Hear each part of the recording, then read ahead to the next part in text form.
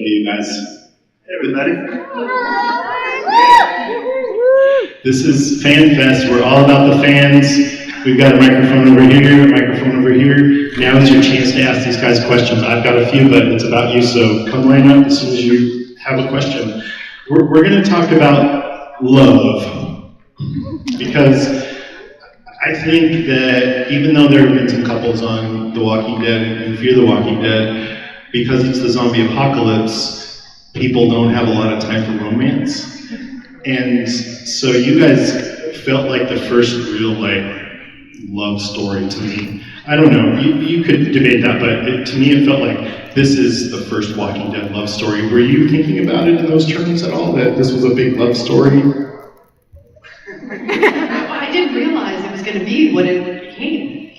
Maybe you did. I didn't realize it.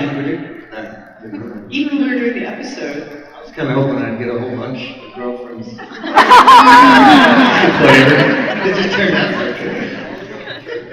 Sorry. Just one a year. Yeah, okay, that's really interesting, because I was wondering if, we know You that... had to do a good job. You just wanted to tell that story, that 5th episode in particular was Yeah, just... that one. Laura. Yeah, that was the first time we met each other. I saw him for like 4 seconds. He was doing a wardrobe fitting, and I walked by the room when the door had opened. He was in the middle of taking off his shirt. I was like, oh, you're here? Okay. And then I didn't see him again until we filmed the episode. And we just lucked out, I think they casted well, and, I think it's a miracle, that you can have such great chemistry with somebody, and it's easy and fun, and all of a sudden everyone's responding. But when we were doing that episode, I didn't know where it was going, because it was a flashback episode. It's where he's looking for this woman, and then it was this flashback episode, and I had no idea that it was planting these seeds. So it all just caught me off guard, but in the most beautiful way. That's crazy. I mean, I'm sure the showrunners must have had an arc in mind, but they just don't tell you Sure guys. they did, don't they? Yeah, is that... Don't tell us. Why not? I don't know why not. I guess they think we'll love it at one of these. Guess what? I think they like to reserve the right to change their mind or make a shift, and don't want to throw us for Maybe we'll we're all so suck. Maybe sensitive. like, ooh, yeah, we gotta rewrite, kill that guy. Remember when you told me about the love story? Forget that. Well, now I'm gonna be a funeral. So I was going to ask, we knew right off the bat that John Dory had this great love called Laura, but you didn't know that this was Jenna Elfman's character when you were playing that? Did you know that in episode 1? Yeah, I knew it was gonna be you. But did you know that you were talking about me? I can't remember now. Maybe I did know it was you. I remember I was like, please make it someone tall. And they did. Thank you. Thank my dad. So, your character came in as Laura. Naomi. And then A flashback to the episode where I didn't tell him my name. He named me Laura. Right. That's so It's cute. a little complicated. Like you do. What's your name? You don't want to tell me? I'll call you. It's a little possessive.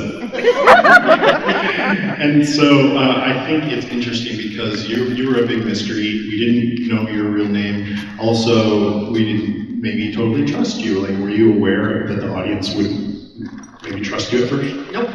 Seems like I was really oblivious to a whole lot.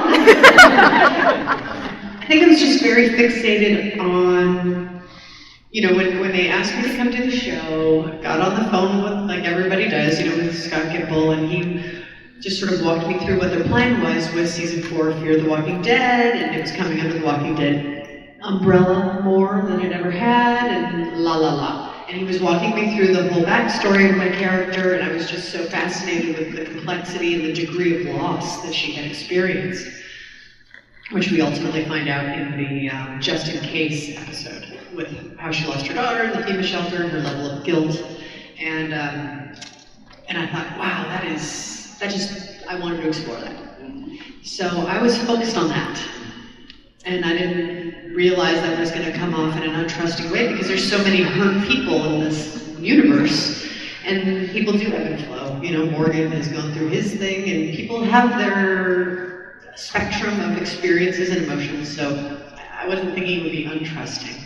I mean, it's interesting because as an audience we get connected with certain characters, and so new people come along and we don't know, but from your perspective, you really delve into it, right? So as an actor, it's better for you not to think about the audience's point of view, but more to just be in your character? I think it was just part of the learning curve of being in this mythology. I just didn't sort of land on me that they would not trust me, but I understand why they wouldn't.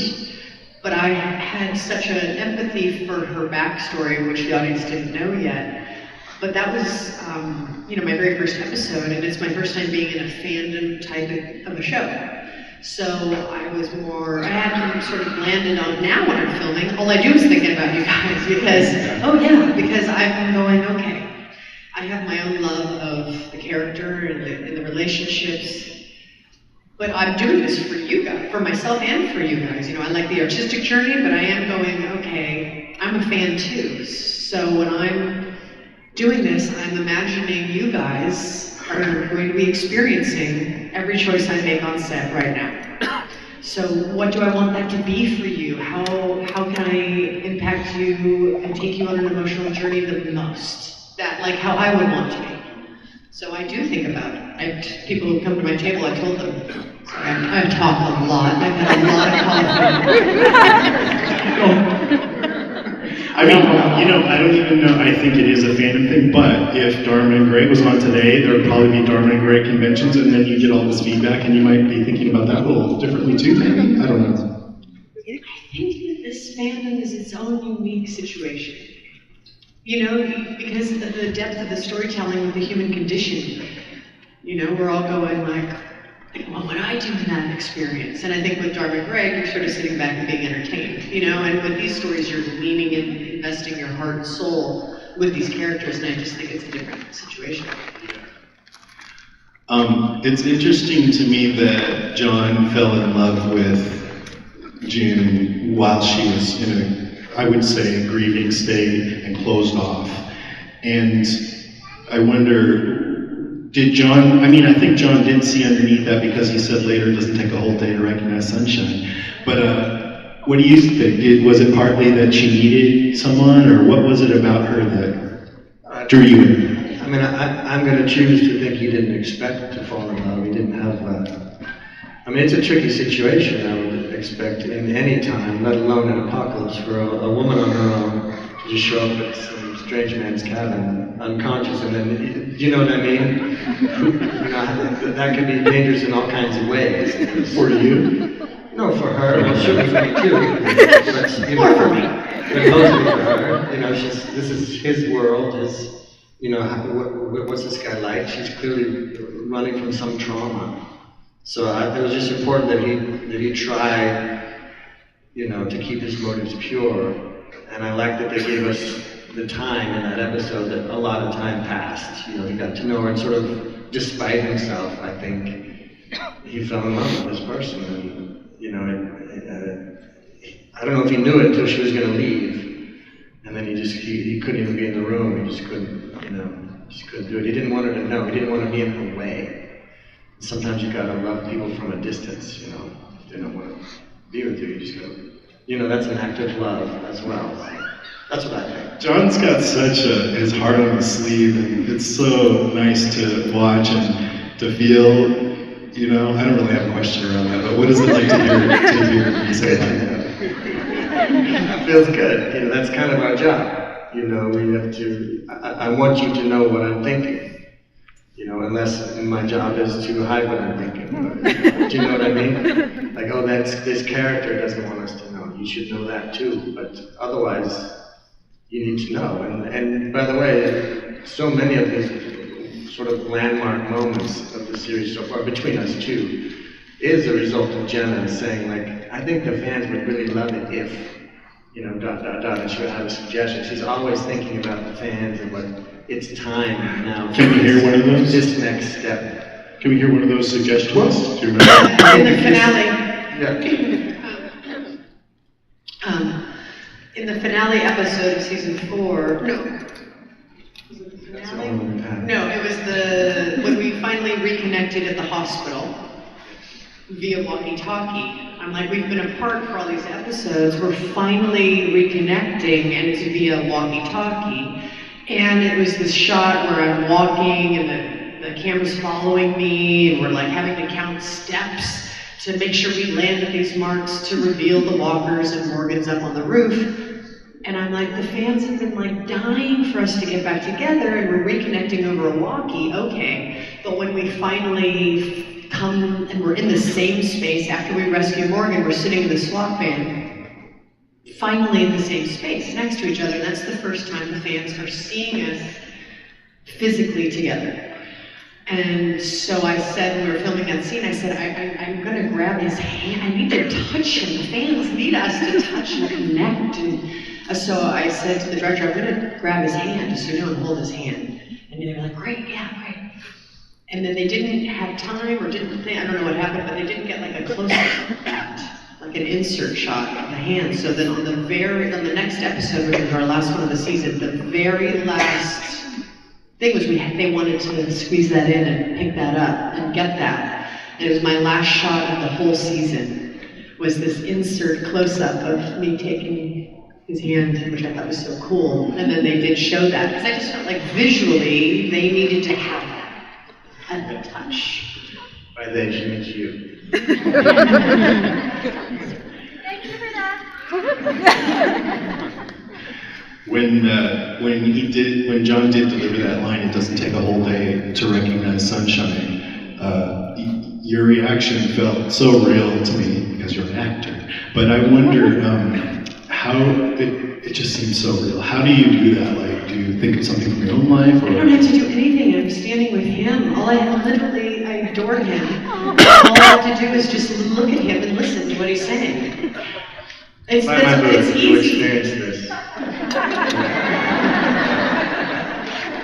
But it's just easy, you know, we trust each other, we have a nice relationship, and so you just have to look and listen.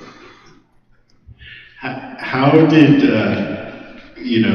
it took, I would say, June longer to fall for John than it did John for June, maybe. How did she perceive him when she first met him versus now? How did she perceive him then? How does she perceive him now? Well, I think her first thing was just go, get out of here, go, don't land anywhere. Because she had now considered herself dangerous to others.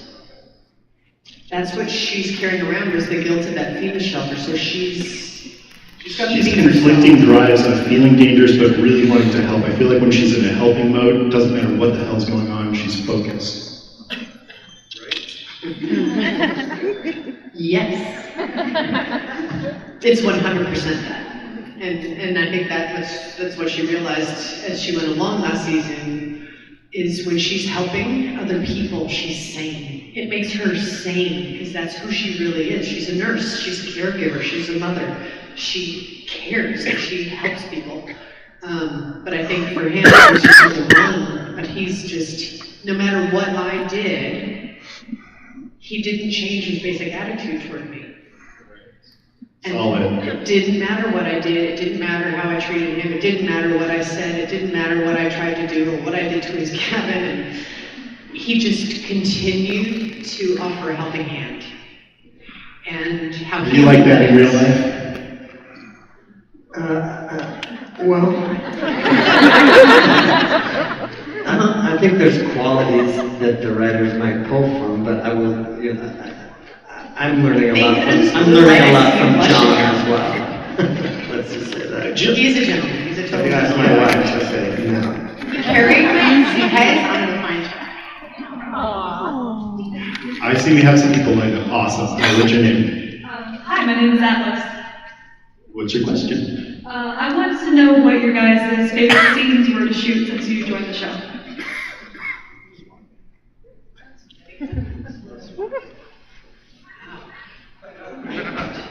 No, because it feels like it's an accumulation of, it's the accumulation of the moments of story that collectively just something stand out. You know, it's one of the best introductions I've ever had to a job. You know, meeting Morgan under this empty field and this monologue to the trees. I was like, this is what I get to do. This is my first day on the show. You know, that was pretty fun.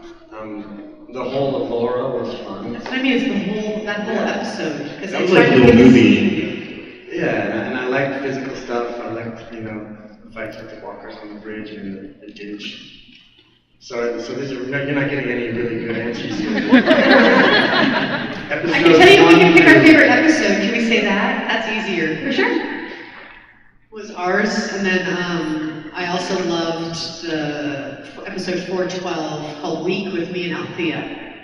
I really loved that episode that Coleman Domingo directed, and it was, I loved it. You know, that episode gets me because Althea told you that the medicine was in her truck, right? And that was a lie, and sent you possibly to your death based on a lie. I thought after that I might not want to be friends with her anymore.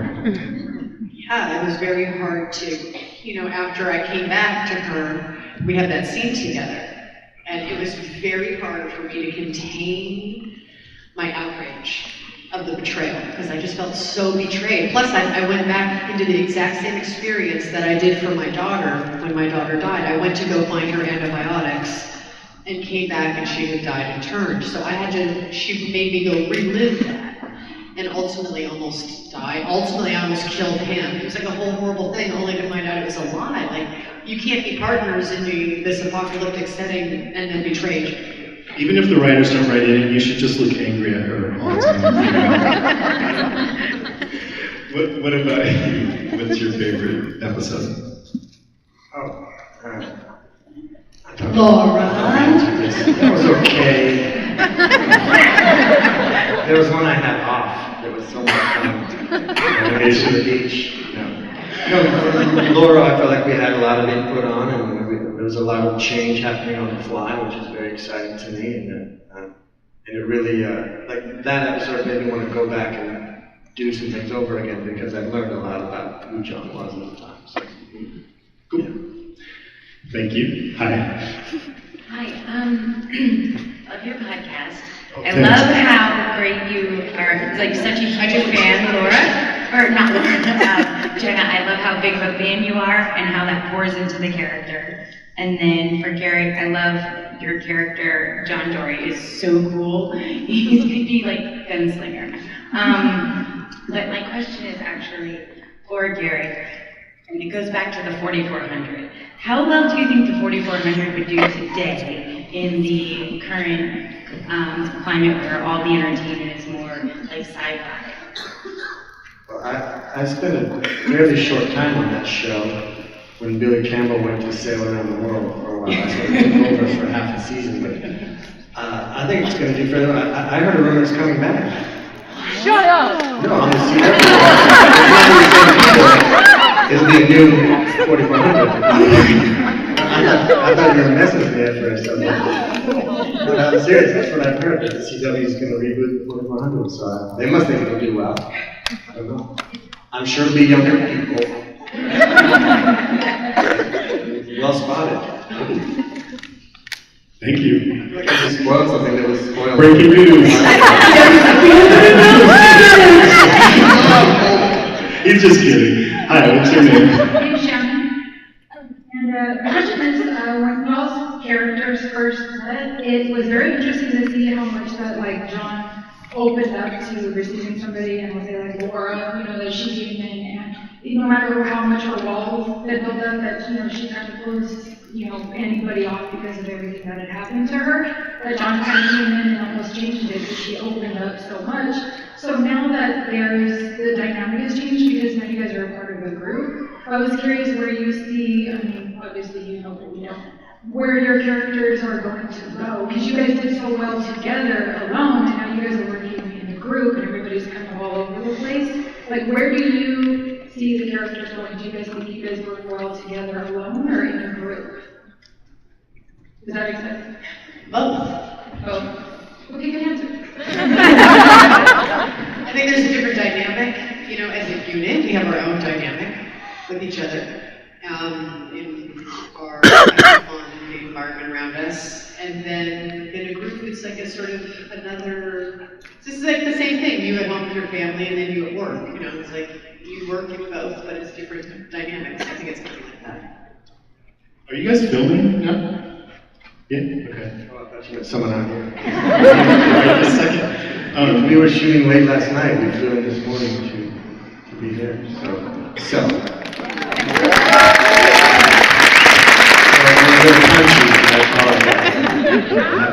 We're all low on sleep and very high on caffeine. One thing about like finding a love in the zombie apocalypse is suddenly now you have a lot more to lose.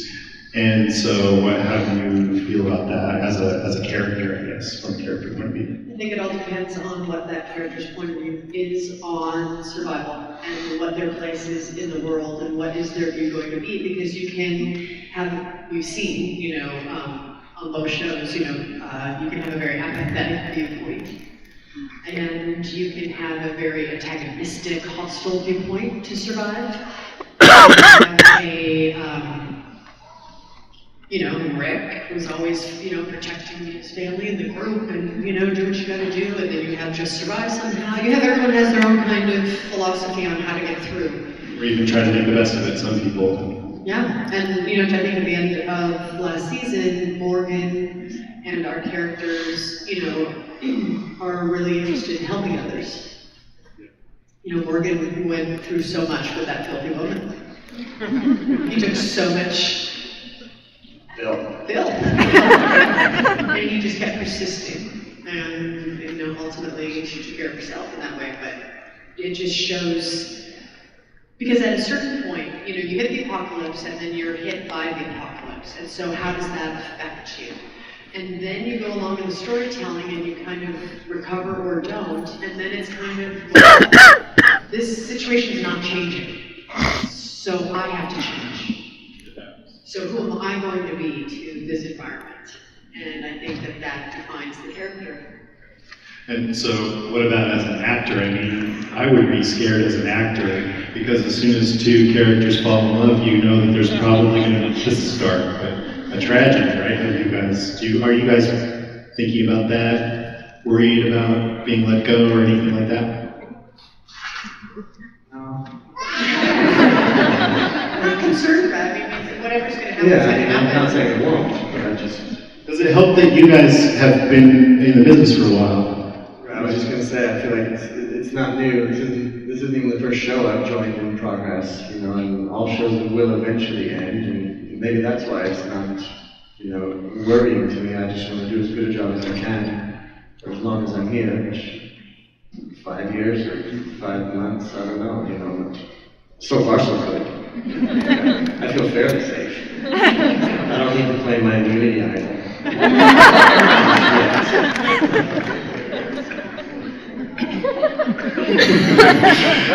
I forgot the second one. Do you remember? Over here. Hi. Hi, my name's Steven. And speaking of which, how you guys were filming last night. Now, I have some experience working on set, you know, 12 to 16 hours. Of course, very brutal. What helps you guys get through, you know, working all those hours? Everyone loves craft service. It is good food on set, that's for sure. I think it would be, this is the hardest job I've ever done physically, and I feel like I've done some hard ones. You know, I've done a lot of fight scenes, I've done, you know, I have, you know, trick knees and trick elbows. I can say, oh, this is from this job, oh, this is from Terminator, oh, this is from whatever. And this one's the hardest by far, and I think it's because we're always out in the elements, or most of the time we're out in the elements. There's not really a comfy place to sit down, you know, any time of day or night.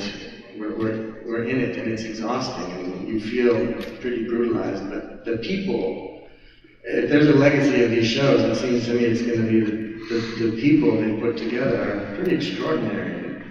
There's no one I don't like, you know, that I work with, and I think it could be really awful if the reverse was true. It would just be horrible. It would be awful. But it's a real family, and I think that includes the fan base. And there's that hashtag, Fear Family, and it really feels like that, you know.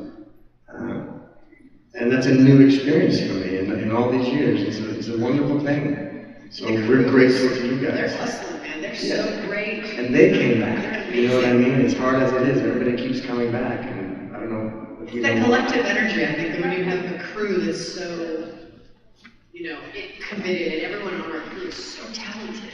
It feels like an honor to be a part of it. I feel like I don't want to let my end drop. It's really interesting that The Walking Dead has the same thing, just this family feeling, and the crew's awesome. Andrew Lincoln infused this whole set with his ethos, and now from what I'm hearing from you, it sounds similar. Like, how did that happen over there too? Was it anything to do with The Walking Dead, or did you just get lucky, or? Well, I mean, I first met Scott, there is, they are related. Walking Dead is in the title of our show, and I think we owe a lot to Andy, we owe a lot to Scott and Angela, and all these people that have really had a hand in sort of trying to keep this vibe alive, this through line. And I think if they've done anything exceptionally well, it's that. It's assemble a group of people that are like-minded and willing. It's rare. Yeah, it's great. And it extends out to all these fans too, right? It really does. Hi. Hi, I'm Saya.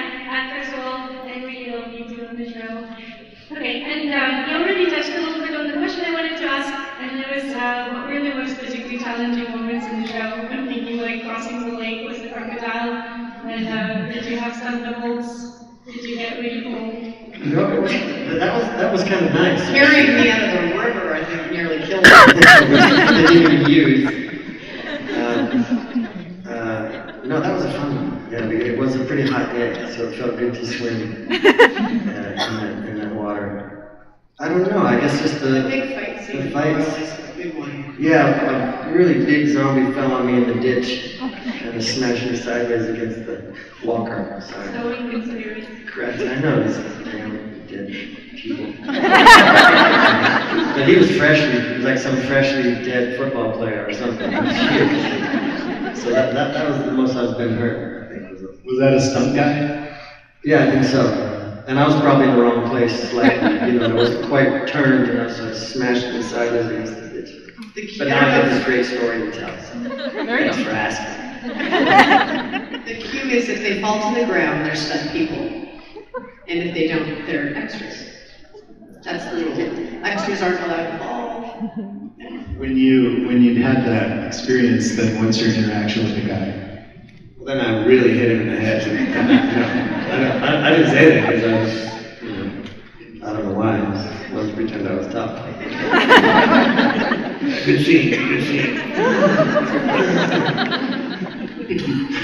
Hi, my name is Mark. First of all, foremost, thank you for what you did with Raising Hope, and thank you for your role. I can't hardly wait. Just want to say that. Great.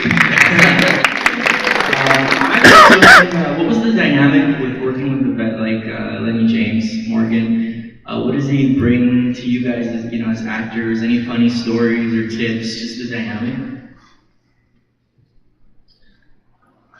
Well, that was the first scene I did in the pilot. It was the first, my intro was with Lenny, and I was excited to work with him. I didn't know him. I don't know why I was surprised, but I don't know that unless it's Jenna, there's a more giving actor around. And I like actors that aren't afraid of anyone else being good. Do you know what I mean? They're not threatened by that, they're excited by that, and they want to help you do that. Brad Pitt is another one. Most actors do that, but he watches out for you on set. I was doing that giant monologue. I'll just tell one story. I was doing that giant monologue in the front where I'm trying to, like, is anyone out there? Come on in, I got food, I'm lonely. And I tell my story of what I'm doing, looking for this girl, and then he finally comes out. But there was a moment where in my eye line, it was a night shoot, a crew member was pissing. Taking a wee out in the woods, like in full light. And Lenny was like, "Oi, you haven't been on a film set before." He was so annoyed. He was trying to look out for me, and he thought I was going to blow my concentration. I actually couldn't see it, because the light was so bright. I didn't know what was going on, but I felt really happy that he was looking at it from me.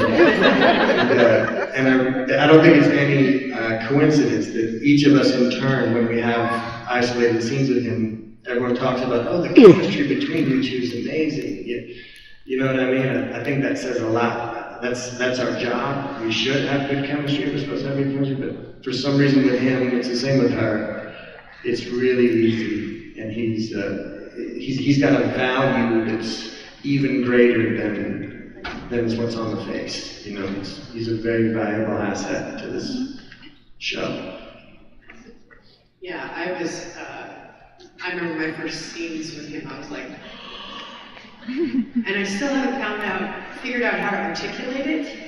I can't figure out how to articulate what that experience is, because what comes out of him when he's acting, it's like jaw-dropping. When I just sort of, even if I'm not in the scene, I kind of sit in the corner somewhere and I just watch him, because I want to learn, you know?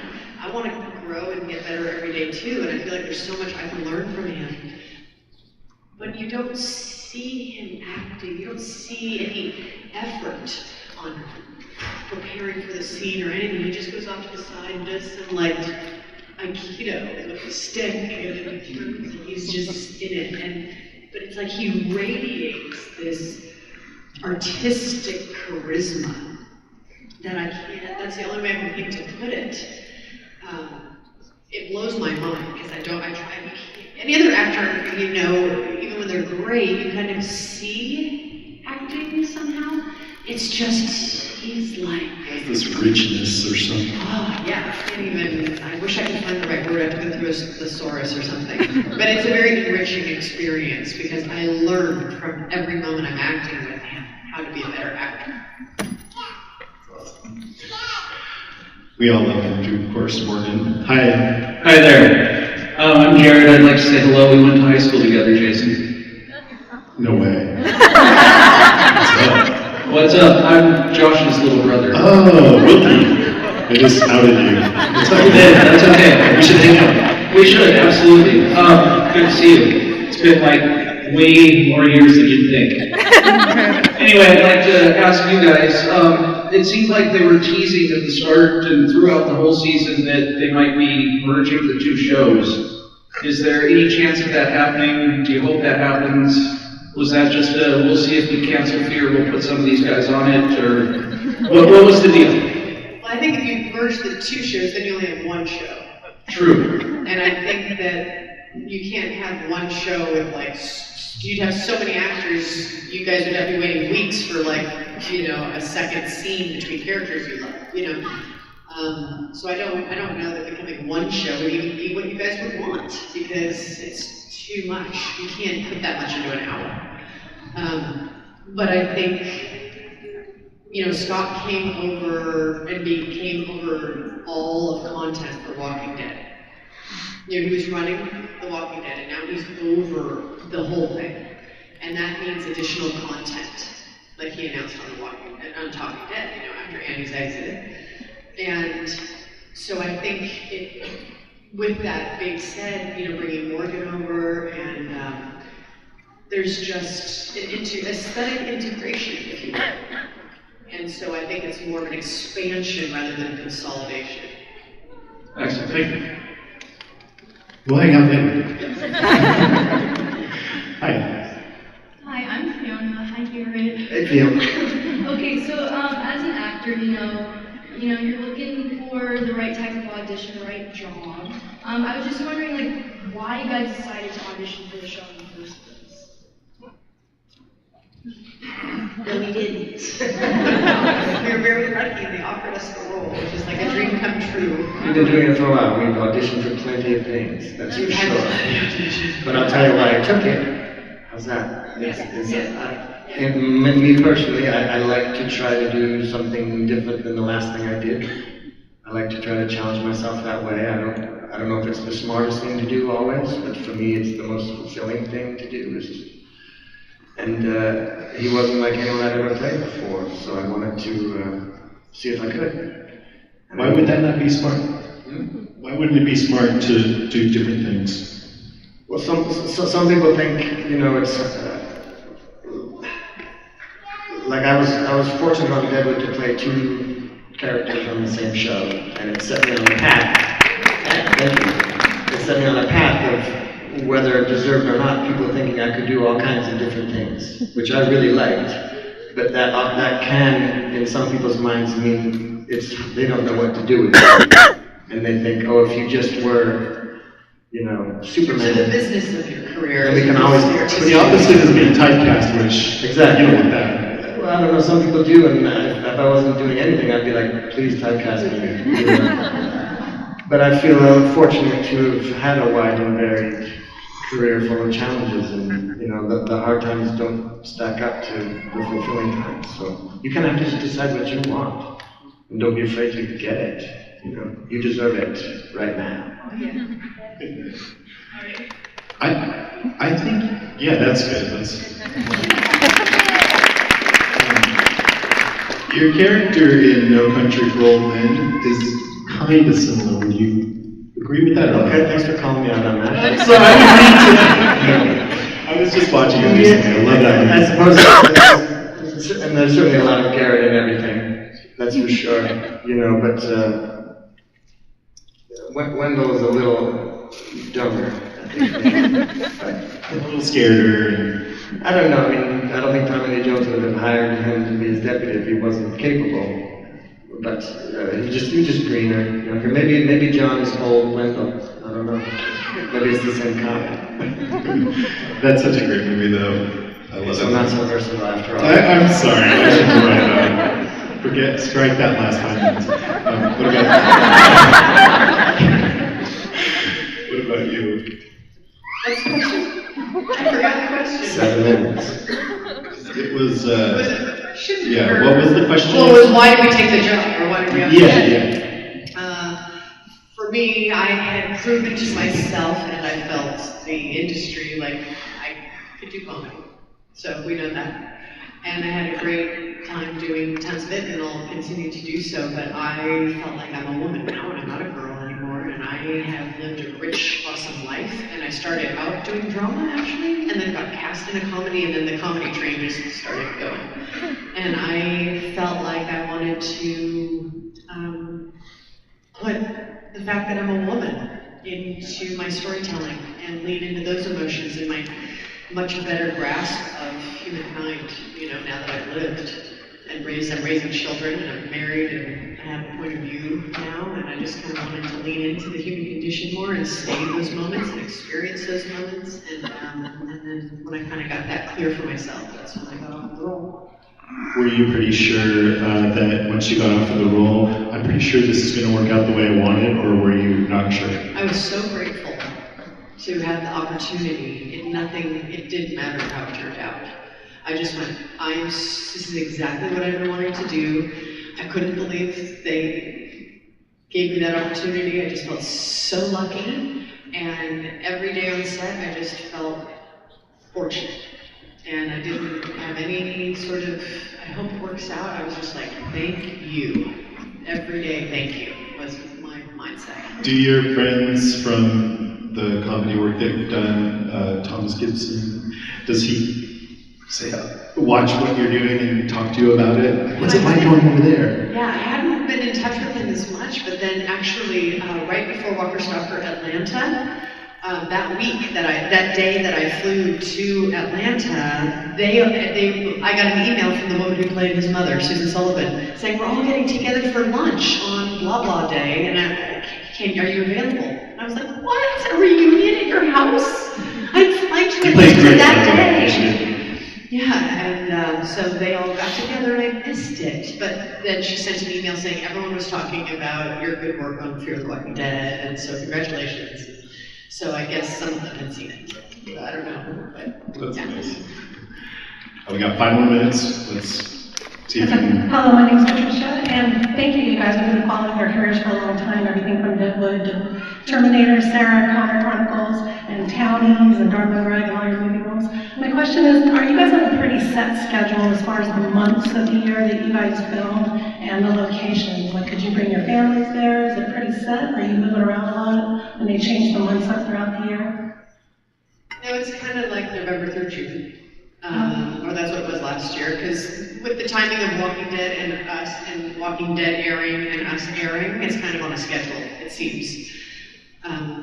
And, you know, we never know. I mean, Fear started out Los Angeles, they went to Vancouver, they went to Mexico, so it was Austin last year, it's Austin again this year. Will it continue to be that way? I don't know. So I'm not planting roots, and so I'm commuting, and my kids stay at home, and, you know, they come visit, I go home every weekend, blah, blah, blah. So we just do it that way, for me with my family. Okay, thank you. Thank you. Hi.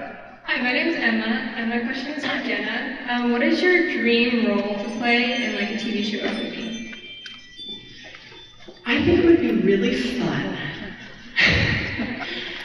I want to play this Southern woman who everyone thinks she's like, you know, a rich man's daughter, and she's like the love of the town, and everyone heralds her.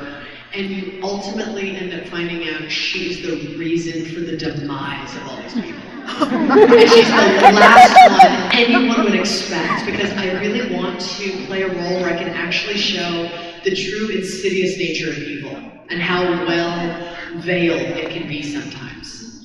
I think that would be cool. You thought about writing that or working with somebody to... I fantasize about it. Forward actions and all. Hi. Hi, my name's Boots.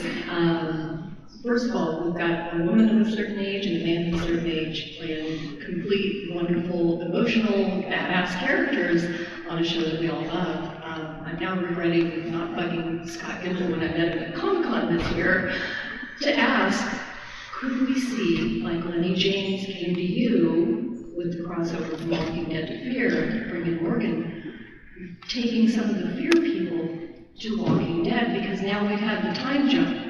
So, as your characters, or even as you as actors, if you've got that chance for your character to go to Walking Dead, what community do you feel you'd fit into in that new world? That's a great question.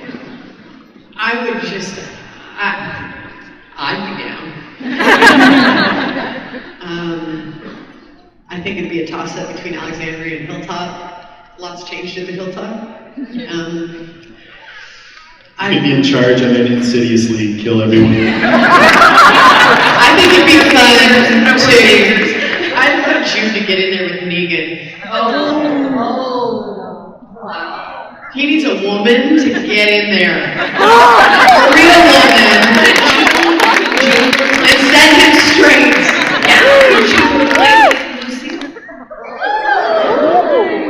Maybe Lucille is her real name.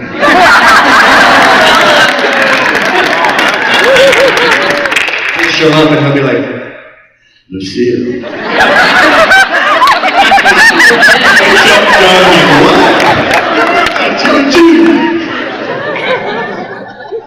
I would just love to go after her Elizabeth Bride, personally. That's a dream of mine. Somehow in a, pretend universe, I just love her so much. Just gotta look at the flowers. Yeah, exactly. John, Garret, what about you? I don't know. Now they're like 6 years ahead again, right? Yeah. So they're again ahead of us. But yeah, I'd love to work with a lot of those people. They're great. I've got to know them so much better at the cons. And Melissa came and hung out on the set while we were shooting Laura. Incidentally, That wasn't intimidating. Why'd she do that? Just... She was shadowing Mike Satrazimis, our director. Well, I kind of think of John, you're a cowboy, right? So would you be riding horses on the Walking Dead? I don't know. I think they're all riding horses now, right? We're out of gas, finally. But yeah, I like riding horses. Sure. I can show you a thing or two. Thank you so much. We're out of time, but we have two more people, I think, so let's try to get through two more. Hey. I'll make it real quick. I love Fear the Walking Dead, but my question is about Deadwood. For Garret, which character did you enjoy playing more, McCall or Walcott? And if they actually do a Deadwood movie, are you up for doing a third different character? Well, I'll skip to the end first. They're doing the Deadwood movie right now. Breaking news. It's not even new news. It's been all over the place. So I'm happy that you're going to get some fulfillment there. And I would absolutely, if they wanted to, play a third. But I also don't want to hurt the show. You know what I mean? I don't want to make it something like Where's Waldo. I'm excited to see it. I'll tell you that. I think they wrap up this month. They've been shooting a while. Yeah, it's going to be great. Yes. Everyone who was alive is back in it. And maybe, I guess Walcott was a bigger challenge for me, because that was the first sort of kind of upper crusty dude I played, and I didn't think I could do it. But it was a great experience all around. Thank you. Thank you, sir. Hi. One more question. Thank you. I'm Chrissy, and I'm a quick shameless plug. I'm the finalist on the Ultimate Fan for the Talking Heads, so please vote for me. I have a question. So I'm a teacher in middle school, and at the end of every trimester, we have a fun Panther Day, and I teach a Walking Dead elective. And during that elective, I ask trivia questions. One of my questions is like, if you're a fan of The Walking Dead from season 1, a character asks, are we out of toilet paper? The kids compete to answer the question. I'm looking to integrate fear into my elective. Do you have any trivia questions that we could use? That's fine. I need to think about it though. I don't know that I can like cough up a fast. Do you not watch the show?